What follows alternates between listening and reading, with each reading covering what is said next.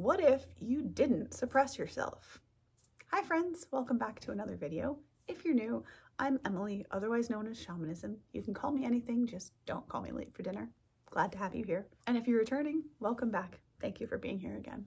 What I wanted to talk about in this video was something that I have recently been leaning strongly into, which is kind of interesting, which is this. What if you didn't suppress yourself?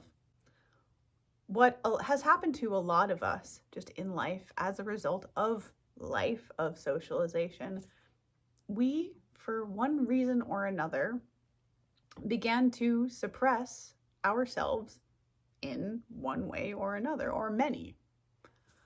And what happens with that is that over time, the things that we've been suppressing and that we continue to suppress really get stuffed down into the bottle. Now, the reason that I'm talking about that is because it's twofold, really. On the one hand is health related, which of course, as you guys know, is my area of passion, besides empowerment, is health, getting people healthy and well, keeping y'all vibrant so that you can enjoy your lives. And the first side effect, I guess you could say, of suppressing yourself is actually ill health.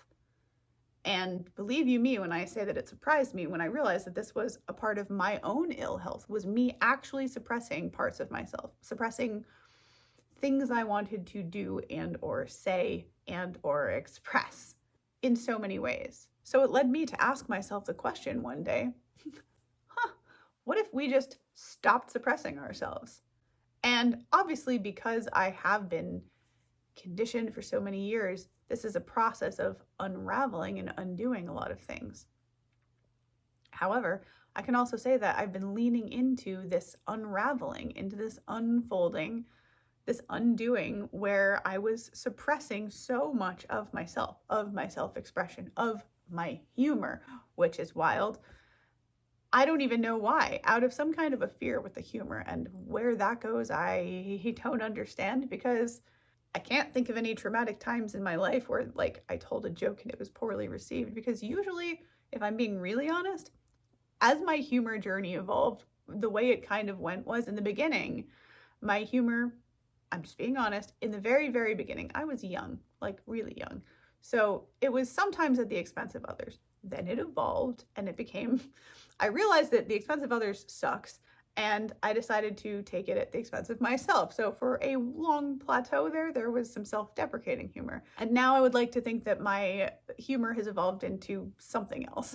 So all of that just to say that my humor is something which I personally suppress within myself. And what will blow some of your minds about that, knowing me, is exactly the fact that, wait, what? You suppressed that? Why though? Because you are so funny. Why would you do that?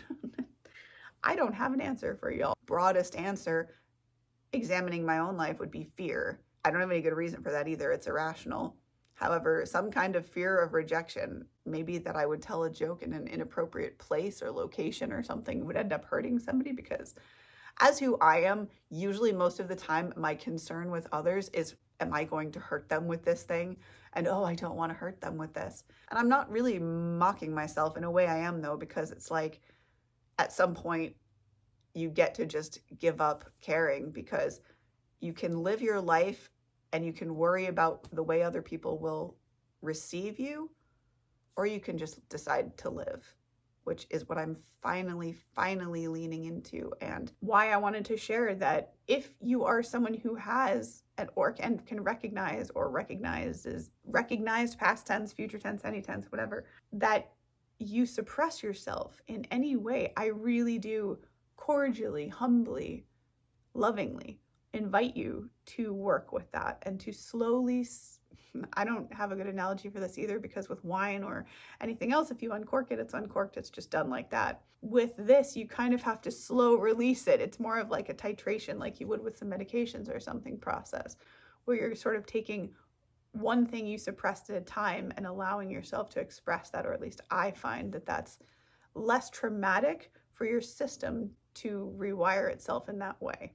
So I hope that perhaps that suggestion will also help, that when you're in the process of unpacking your suppression, boy, does that sound strange, that to do it gradually as you would with any big change in your life, because even though the things that you perhaps were suppressing might feel small to you, when you begin to let yourself release them and express them, it's going to feel big.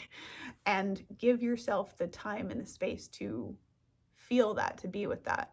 I know this video for some of you will be a little bit out there, and for a lot of you will make a lot of sense. And I really do invite you that if you're someone like the past version of me who has spent most of your life up until this point stifling your opinions or not allowing yourself to express or explore, for example, with me, the painting. I didn't explore that until literally the beginning of this year or something. Explore anything that sounds exciting. Do anything that sounds good, and you're not going to be hurting anyone. You know, explore what tickles your brain, tickles your fancy, I guess. So please don't suppress yourself. I know I can't control anyone, and I don't want to. And also, as someone who lived in a box for so long, I can tell you that not only did that physically, actually, yes, cause some physical ailments, also, though, it caused me to just be so unhappy in the state of my life. I don't know, just very not at ease, to the point at which even my nervous system, you guys know, it's the journey, is to calm my nervous system.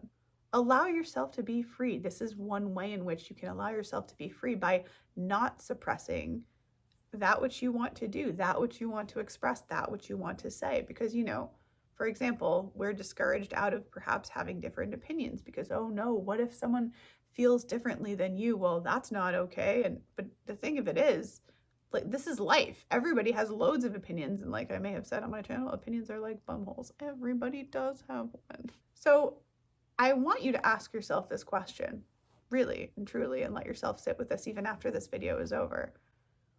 What would it feel like, and what would your life look like if you were unbridled?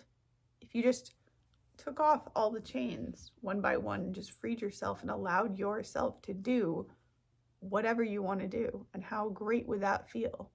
Just explore that question for yourself. So if you know anyone who this video would help, please do share it with them. Subscribe, as that really helps me out as a content creator to get those messages out there to those folks who need to hear them. And last but not least, if you, my beautiful spirit soul, need any kind of support or health coaching, please don't hesitate to reach out to me at this email address, where it'd be my pleasure to serve you in whatever way I can help. Have a beautiful and a blessed rest of your day or night, and I will see you, gorgeous cats, in the next one.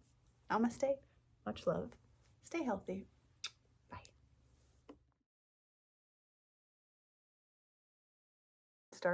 Starting filming the wrong direction. As someone who lived in a box for so long, with this, you kind of have to slow release it. What if we just stopped suppressing ourselves? And like I may have said on my channel, opinions are like bumholes. Everybody does have one. I feel like I'm gonna sneeze. Oh my God.